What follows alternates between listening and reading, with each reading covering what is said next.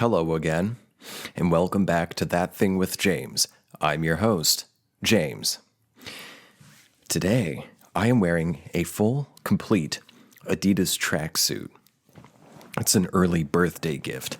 I'm recording this Sunday, December 12th, so it's not quite my birthday yet, even though I just released some preemptive birthday special episodes. But yeah, I got this tracksuit, this Adidas tracksuit, as an early birthday gift, and I was kind of going for the squatting Slav thing. You know, if you're not familiar, just type in Google squatting Slavs. And I guess it's just a thing Slavs do, is they squat in tracksuits, and they generally have a gold chain. I don't have a gold chain, but I do have my confirmation necklace, my St. James confirmation necklace, because I was raised Catholic. So where was I going with this? Yes. So I thought I was going for a squatting Slav thing, and I put on the whole outfit, and it turns out I look more like a football coach, like soccer football coach. And ideally, I would want it to be like a French kind of a football coach sort of thing, but I think I ended up looking a bit more English. Careful or spotter, a slice of spotted dick, aye, God save the Queen, chin chin, yeah, that's German. So I made a little TikTok video about that very topic, about me maybe wishing I looked like a French football coach, but probably looking more English. And then I commenced to making fun of the English. Aye, God save the Queen. I just did that. I didn't say anything derogatory. I was just being stupid, like goofy, but not derogatory. I post the video, and not a minute later, I get a notification that TikTok has given me a content violation notice, and they removed the audio from my video. They kept the video up, but they removed the audio, which I find very bizarre because there are always OnlyFans girls popping up on my For You page who are simulating very enthusiastic, not cunnilingus, what's the word? What is it? BJ? Fellatio. Yes. Fanatic fellatio feminines simulating sucky on my For You page.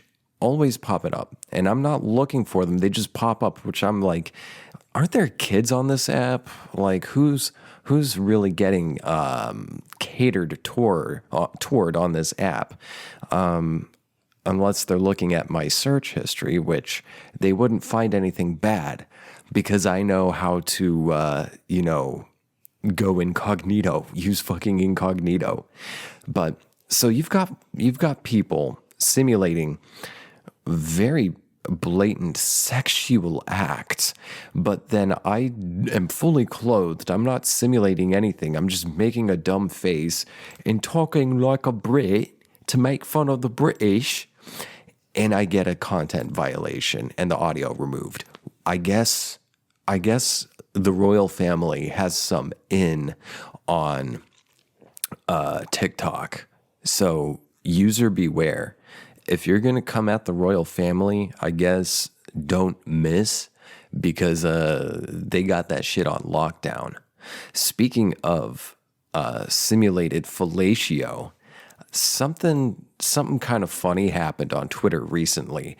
If you are not brain rotted on the internet like I am, well, you've come to the right place. Well, that is, if you're curious about getting your brain rotted, or if you want some news disseminated from the brain rot community, you've come to the right place, because I have news for you. Nancy Reagan is she still alive? Let me see. Is Nancy Reagan still alive? Nancy Reagan. Let me look this up. I don't know if she's dead or not yet. Okay, she died in 2016. So Nancy Reagan was supposedly, evidently, word on the street through the grapevine has it that Nancy Reagan was the throat goat. Bum, bum, bum. But before I get any further into that, I've got two more bits of pieces of news before we get into the Nancy Reagan. Was she really the throat goat, and how did this discourse begin? First bit of news, I just found out, and it's unfortunate, I put these episodes out a week later, so that's always old news. Well, maybe it's new news to you. First bit of news, I just found out this morning, December 12th, that I didn't know if it happened today, but I just found out that Anne Rice died. The author of the Vampire Chronicles, Interview with the Vampire, Vampire Lestat, Queen of the Damned, The Witching Hour, so on and so forth.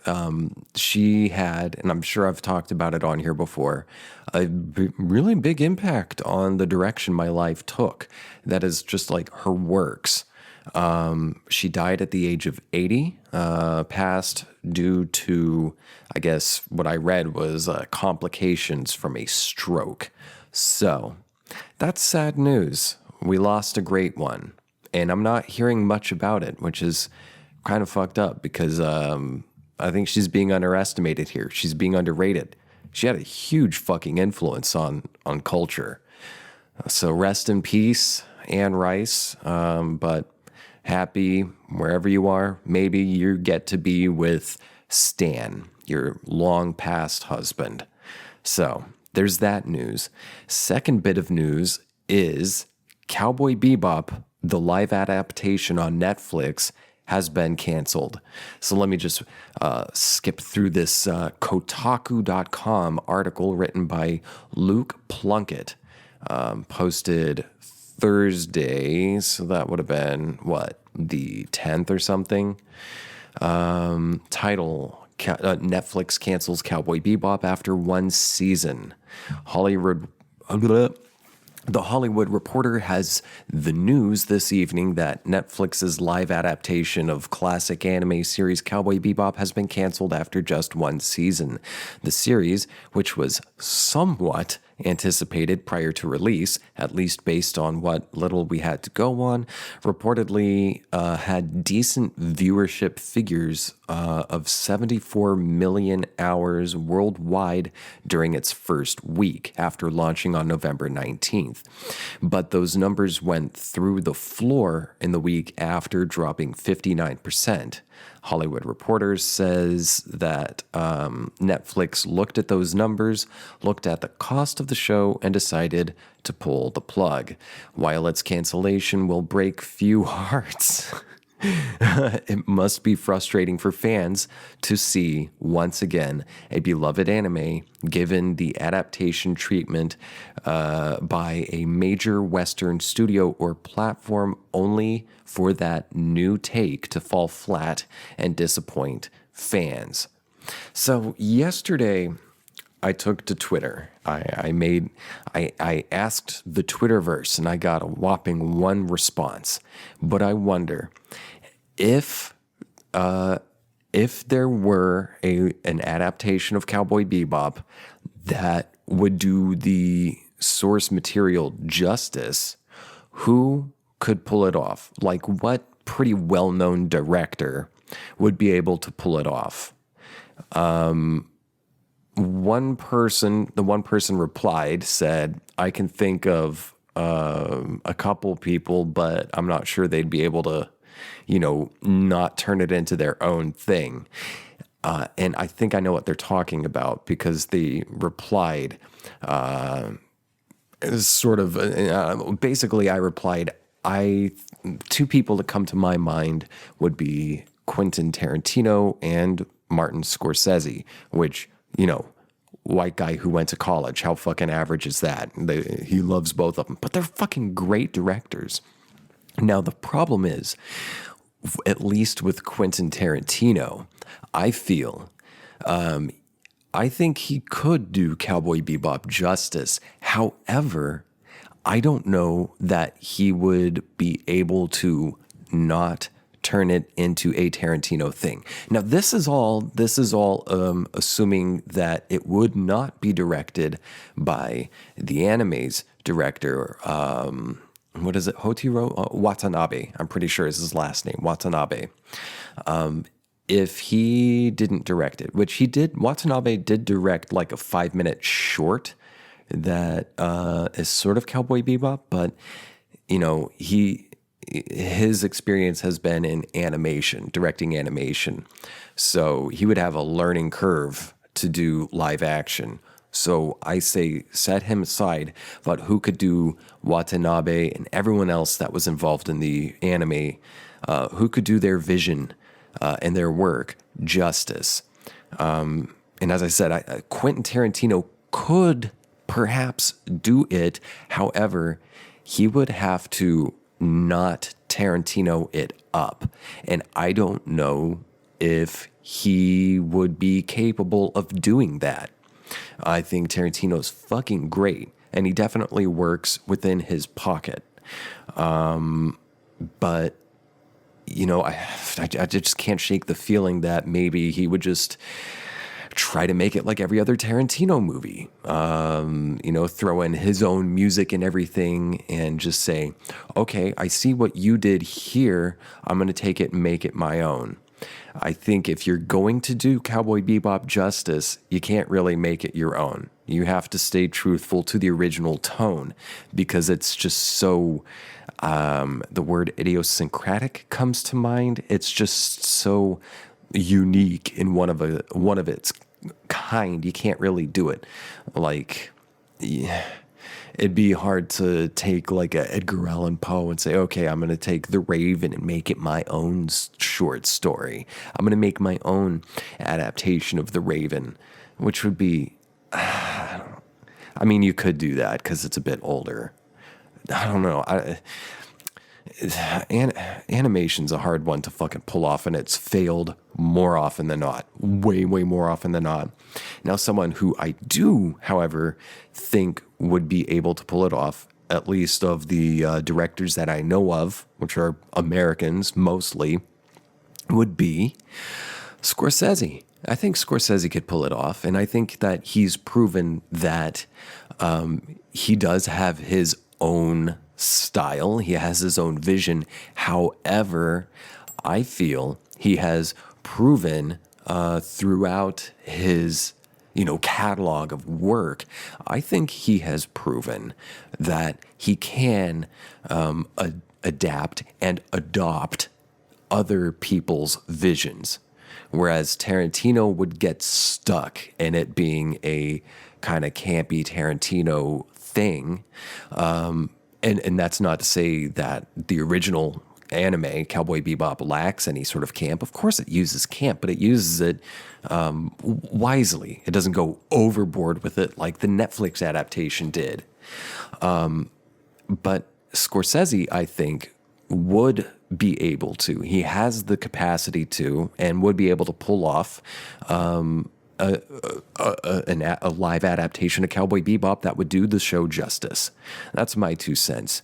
And I'm sure there are other directors that I know of who could probably pull it off. I think a big issue would be Suits getting in the way. And that's always the fucking problem with shows, movies, TV, animation, anything. Suits get in the way. But in a perfect world, I think Scorsese could pull it off for sure. Who do you think? Are there any other directors that maybe I'm just having trouble thinking of, or any that I might not know about? I'd really like to hear what you think. Who, if there had to be another adaptation of Cowboy Bebop, and if it were done well, if it did the original justice and actually fucking pulled it off, what director, and I say it needs to be just one director, what director do you believe would be able to pull it off? And let's say they don't even have to be alive. We can even say some dead directors. Oh God, who's the guy who directed Popeye? I bet he could pull it off. What was his name? Robert? Popeye movie director from the 70s or 80s. Robert Altman. I bet Robert Altman could pull it off. That's something. And I want to hear some women directors too, or non NB directors. Give me some directors. Hit me up. If you're watching this on YouTube, put it in the comments. If you're listening and you didn't know, I've got this show on, it's on video, it's on YouTube. It's the exact same show, same audio, but with my pretty face on it. So yeah, if you didn't know, there's a YouTube version of this show. Go check it out, and please, if you haven't done so already, subscribe to this show. If you're audio or video, subscribe. Write a good review, write a nice comment, share the show with literally every piece of matter within this here universe in which we find ourselves kicking. Yeah, that would be fucking great. To the question, who do you think could pull it off? You can write a comment or you can email me. I have an email, ThatThingWithJames@gmail.com. If you email me your idea of who and how you think Cowboy Bebop could be pulled off well, like the right way, I would love to read that on air. That would be fucking great. ThatThingWithJames@gmail.com, or you could slide into my DMs. I'm on Instagram, Twitter, and TikTok. My handle is @JamesJAsher. It's on all three. And while you're at it, if you are so inclined, and if you didn't know already, I release one bonus episode every week, one new bonus episode every week. And you can get a link to that and all the other bonus episodes I've recorded and released. You can get links to those via my Patreon, which is patreon.com/thatthingwithjames.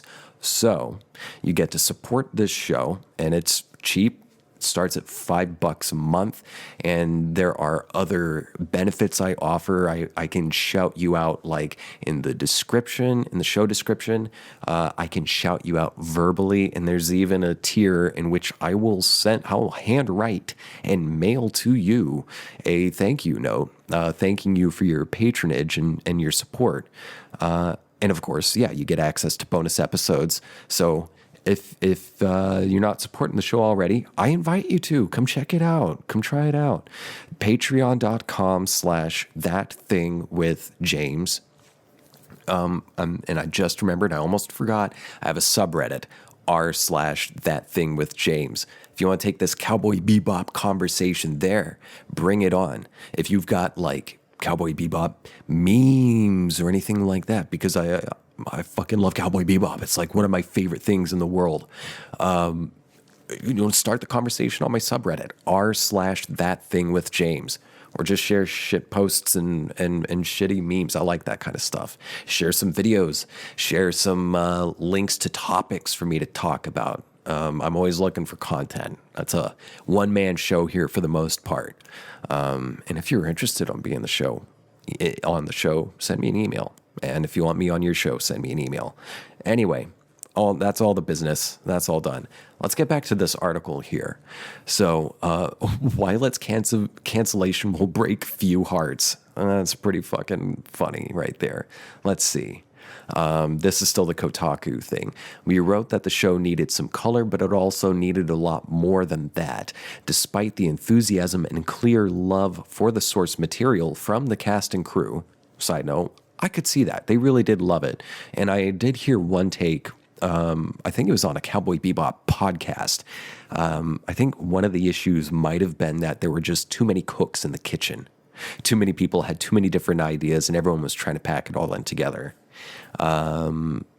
But let's continue reading here. The adaptation fundamentally failed to understand what makes anime, and Cowboy Bebop in particular, so special in its original format, leading to a live-action series that underwhelmed in almost every area, except for its soundtrack and Cho's starring performance. I think the main gang, Cho and Pineda, and God damn it, I forgot. Oh, fuck. Who played Jet Black? Oh, God, I know. Mustafa Shakir. No wonder I didn't remember it. Mustafa Shakir. And Bo Billingsley played the voice for the original in the anime, the English dub. Shakir, the three main folks, I think they did a fantastic job. Did it exactly fit the character? Not necessarily, except for Mustafa Shakir. He fucking did Jet Black justice. The writers didn't, but Mustafa sure as fuck did. I mean, he was Jet Black, and he got the English-speaking voice actors' voice down too. That was good. But anyway, here's something from the AV Club summed it up with, quote, and I wish my take was as good as this, but I read this morning. Unlike the anime, the live-action series sometimes feels like it's embarrassed to be associated with any of this. Things that the original expects you to just accept, like character names, are questioned and underlined and over-explained here. Iconic lines or songs are dropped like someone was checking them off a list, and other moments directly pulled from the source material are needlessly expanded to clearly spell out characters' motivations. If there's a cool thing from anime, this Cowboy Bebop will fight like hell to make it sillier or stupider. Andre Nemec's adaptation doesn't trust the audience, nor does it trust itself. It plasters over that lack of confidence with a sense of cartoonish detachment in the sets and the performances that practically say, we're not taking any of this too seriously, so you don't have to either, end quote. I think that's a pretty good adaptation. And then the top comment on this article says, it's from someone named Bergie. They say, I mean, they added the original anime like 2 weeks before the premiere, talking about Netflix, which is true. I noticed that. Whatever do you think of the show? Netflix, that's what they said. Whatever do you think of the show? Netflix decided to give us the original right there and thus invite as much comparison as possible. At least one person, me, decided to give the anime a go, third time for my girlfriend, and then saw the previews and thought, nah. Also, as someone who was avoiding it because friends hyped it a little too much during my teenage years, holy shit, that show deserves every bit of praise it got. What a terrible choice for live action adaptation. Agreed. Yeah. I think that about sums it up. They weren't confident in the source. They weren't sure who it was for. And that's just kind of common. Netflix has so much bullshit, and they keep raising the fucking price and keep making shitty content. There's some good stuff every now and then, but I can remember a time when there was like, if there was a movie you wanted to watch, you could go find it, especially if it was like from the 70s or something. But now it's like 99% crap. The original series, Netflix original, productions, movies and series are not great usually. It's just fucking disappointing. And that's what happens when you, as Vonnegut said, sort of loosely here, when you're write for just one person. Because if you open your window to the whole world, you're going to catch pneumonia. So, that's it for, that's it for the Netflix Cowboy Bebop adaptation. So, now, back to the Nancy Reagan thing. Nancy Reagan being the throat goat. What the fuck is that about? If you don't know who Nancy Reagan is, how old are you? And why are you watching this? You need to go change your diapers. Nancy Reagan was the wife to one of the many demons of the United States of America's history, Ronald Reagan. Nancy Reagan, apparently, was the throat goat. I just started seeing this like yesterday on Twitter. People were saying, I just want to get the phrase Nancy Reagan throat goat out of my head. I would sell my soul to get that out of my head. And I'm like, what the fuck are these people talking about? So I pulled up a few disparate articles here. We're just going to stumble through this stuff, all right? So here's a good place, maybe, to start. r/out of the loop on Reddit. Dustinius posts, what's going on with Nancy Reagan being the quote-unquote throat goat? Recently, I've been seeing posts going around talking about Nancy Reagan being notorious for her head game. Multiple comments in this thread allude to it, but this isn't the first place I've seen it. And then someone posted a link to Old School Cool on Reddit. What is this? I didn't even see this. Former First Lady Nancy Reagan, circa 1940s, for no particular reason. And then someone comment, oh God, there's a whole fucking thread here of people posting a day ago. Throat goat, LOL. Blowjob queen of Burbank, if I remember correctly. Yeah, apparently it's in like books, like in biographies and shit like that, that Nancy Reagan was very popular in Hollywood and especially on the MGM lot because apparently the queen's head game was strong and, she was very generous with it. Rumor has it. Let's see. I heard she could start a leaf blower. Let's see. This person says, also a prejudiced bitch that did not help during the beginning of the AIDS crisis. Both her and her husband don't ever deserve to be in Old School Cool. Agree. They are horrible demon people. And if there is a hell, and if there is any sort of universal justice, I certainly hope they are burning. Let's see. Oh, that's why she hated gays. Stiff competition.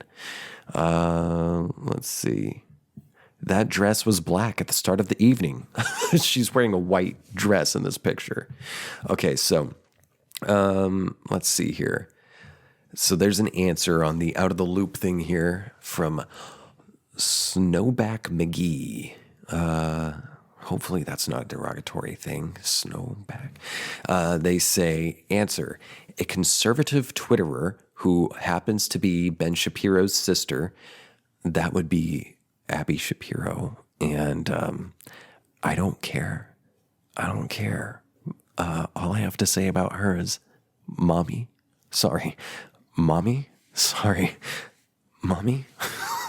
Conservative Twitterer who happens to be Ben Shapiro's sister tried to compare Madonna at the age of 63 with Nancy Reagan at the age of 63 by claiming Madonna has lived a trashy life. I saw this picture, and by the way, Madonna's still looking good. Yeah, she's got work, but it's decent looking. Madonna's fucking babe still. A responder posted this rebuttal with an excerpt from Kitty Kelly's book about the Reagans, in which Nancy Reagan, Nancy Davis, was known throughout Hollywood for her head game. Oh, someone on Twitter said that she was working at Burlington Throat Factory. Oh, and see this person, Throwaway Ayalde, says, I've heard that Ben Shapiro's sister is an absolute milk truck. This is, I'm not going to disagree with that. I think her and her brother are fucking scum like the Reagans, but, oh, Mommy. Goddamn. I had to drink a kombucha to get that, get that conservative flavor out of my mouth. So let's look at this Twitter thing here this person posted. Zach Hitzel. Okay, yeah, so at Classically Abby, that's Abby Shapiro, said, "This is Madonna at 63. Side note, looking fucking good. And then this is Nancy Reagan at 64. Side note, looking fucking old. Trashy living versus classic living. Which version of yourself do you want to be?" So Abby Shapiro, she's into like the trad wife sort of fucking thing because she's conservative psycho. And her husband is totally in the closet. Totally in the closet. That seems to be the case with like all these conservative hotties, these young, millennial age conservative hotties. Their husbands are totally playing Nancy Reagan. Okay, so this person at Zach Heltzel replies a screenshot from something from the Village Voice, and it says, "According to Kitty Kelly's biography, Nancy Reagan, quote, was renowned in Hollywood for performing oral sex," end quote. Just say yes, Nancy, in the days when she was Nancy Davis. Oh my God, they called her Just Say Yes, Nancy. I mean, this is fucked up. Also, it's equally fucked up because of how women are treated and how do I put this? My words are failing me here. Sex power exploitation happens all over the world in every industry. However, it is particularly egregious within the entertainment industry, and it has been for a long time. And there are horrible, horrible, horrible people within the entertainment industry who have an insane amount of power, who get away with horrible, horrible, horrible acts of abuse, just like in politics. Same goes for Hollywood and Broadway. Horrible acts of abuse happen every fucking day, and most of it, 99.9999999999999% of it, you will never hear about, and it's fucking disgusting. But so you can hold two things at once in your head.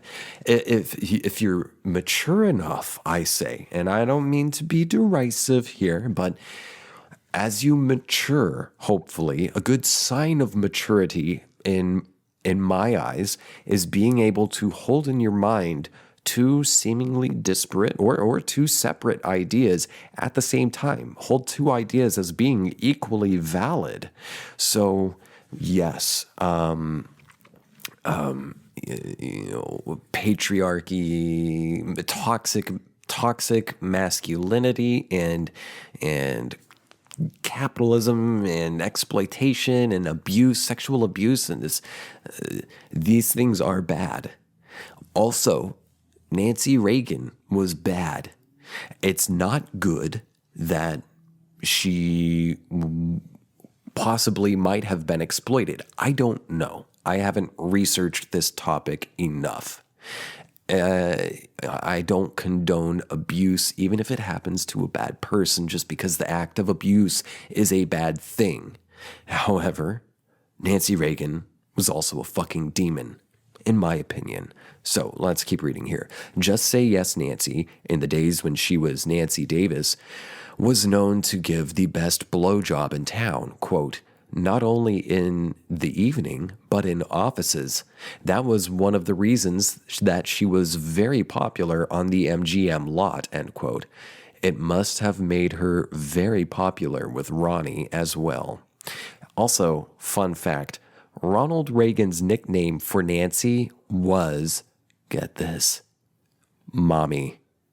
Yeah. Oh, yeah. Nancy Reagan, throat goat. Let's look this up. Ronald Reagan, Mommy, Nancy. What the fuck? Let's see here. Yeah, Ronald often called Nancy Mommy, and she called him Ronnie. Talk about Captain What the Fuck Ever from The Boys. Oh God, what was his name? The Boys characters. If you haven't seen The Boys, it's Homelander. Homelander. Yeah, Homelander's got like a weird mommy hang up with women who are his superiors. And there's like this weird fucking psychosexual thing with this guy who's like an evil Superman. If you haven't seen The Boys, I highly recommend it. It's a great fucking show. Very dark, very graphic, very heavy, but good. And also funny too. But yeah, there's a character, Homelander, who's got a weird mommy psychosexual kink and psychosis thing going on. And well, it sounds like Ronald did too. Which also, another fun fact about the Reagans is they had an astrologer. And is it this Kitty Kelly? Let me see here. Kitty Kelly. No, she was the American journalist, Catherine Kitty Kelly. So Ronald, the Reagans consulted. Let me type this up. So the Reagans made so many huge power decisions. I'm talking like international, like diplomatic policies at the behest of this woman named Joan Quigley, Cecil Quigley, who was a San Francisco-based astrologer who gave astrological advice to the Reagan White House in the 1980s. So they, both Mommy and Ronnie, Mommy the throat goat and Ronnie, both of them the fucking demons, consulted this astrologer, Joan Quigley, to get their reads on anything, be it personal or policy-wise. I think that probably deserves its own fucking episode right there. So, anyway, I wonder if there's any more about this throat goat thing. Late actress Nancy Reagan, blah, blah, blah, YouTube, blah, blah, blah. I'm just skimming over this article. Nothing really new here. So that about sums it up. There you go. I wonder if there's anything else in the comments here. Answered this tweet drew attention. Let's see. Oh, God, yeah. Here's a good one. So, Flew the Koopa says, I feel like your turn of phrase deserves some recognition. Just say yes, Nancy is so perfect for the queen of just say no. Yeah. These are the people who consulted a fucking astrologer before pumping crack cocaine into poor neighborhoods, particularly poor black neighborhoods. Yeah, that's a thing. And basically waged war on homosexuals, waged war on the mentally ill by shutting down fucking mental hospitals worldwide. These were horrible fucking people, the Reagans. Absolute. I don't know if I would say they were the start of the true rolling down the hill for this shithole country, but that was definitely the catalyst, the acceleration. They were the accelerationists of the collapse of this fucking empire. Let's see. Is there any other thing here worth saying? Let's see. Answer Ben Shapiro's sister posted a tweet slut-shaming Madonna by comparing her to conservative picture of Nancy Reagan in her later years. Another Twitter user pointed out that Nancy was very sexually active in her earlier years, being known for blowjobs.